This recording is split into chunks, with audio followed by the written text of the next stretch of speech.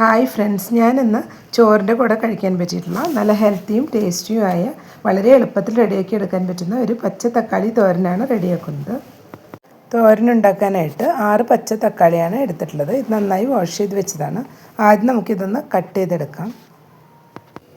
ആദ്യം ഇത് മിഡിലൊന്ന് കട്ട് ചെയ്തെടുക്കാം. ഇതുപോലെ കനം കുറച്ച് നീളത്തിലൊന്ന് കട്ട് ചെയ്തെടുക്കണം.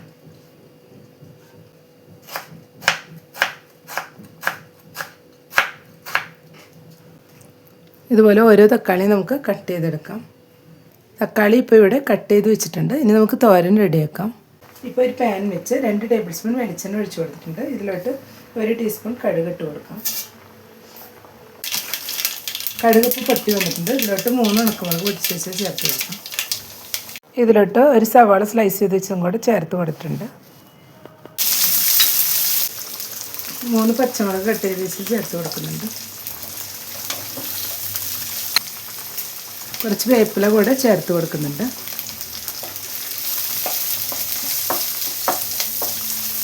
ഇതെല്ലാം കൂടെ നന്നായി തന്നെ ഒന്ന് വഴറ്റിയെടുക്കാം. ഇപ്പോൾ സവാളയെല്ലാം വഴറ്റിയെടുത്തിട്ടുണ്ട്. ഇത്രയും മതിയാവും. ഇതിലോട്ട് ഇനി 1/2 ടീസ്പൂണോളം മഞ്ഞൾപ്പൊടി ചേർത്ത് കൊടുക്കുന്നുണ്ട്.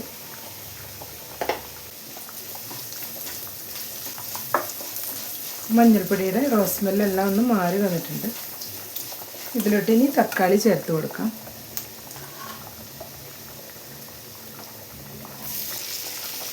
ആവശ്യത്തിനുള്ള ഉപ്പും കൂടെ ചേർത്ത് കൊടുക്കാം. എല്ലാം കൂടെ ഒന്ന് മിക്സ് ചെയ്ത് കൊടുക്കാം.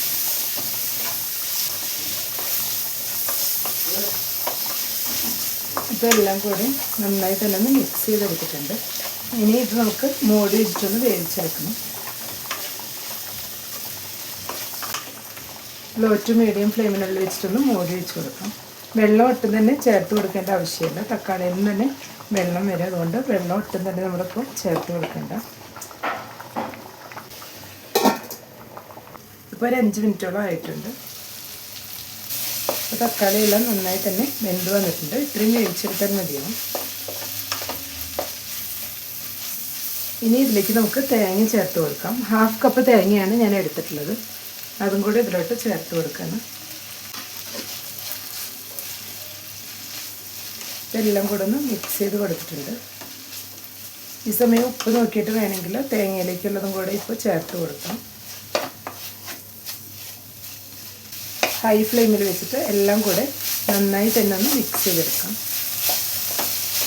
2 മിനിറ്റ് ഇതുപോലെ ഒന്ന് മിക്സ് ചെയ്ത് കൊടുക്കുമ്പോഴേക്കും തക്കാളിയും തേങ്ങയും എല്ലാം കൂടെ മിക്സായി നല്ലൊരു ടേസ്റ്റ് ആയിരിക്കും.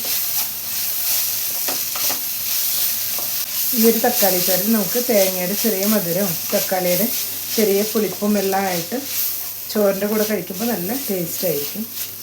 അപ്പോൾ എല്ലാം കൂടെ നന്നായി തന്നെ ഒന്ന് മിക്സ് ചെയ്തെടുത്തിട്ടുണ്ട്.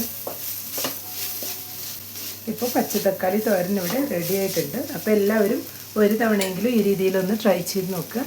ഇഷ്ടപ്പെട്ടെങ്കിൽ ലൈക്ക് ചെയ്യാനും ഷെയർ ചെയ്യാനും സബ്സ്ക്രൈബ് ചെയ്യാത്തവർ സബ്സ്ക്രൈബ് ചെയ്തും സപ്പോർട്ട് ചെയ്യാനും മറക്കരുത്. Thank you.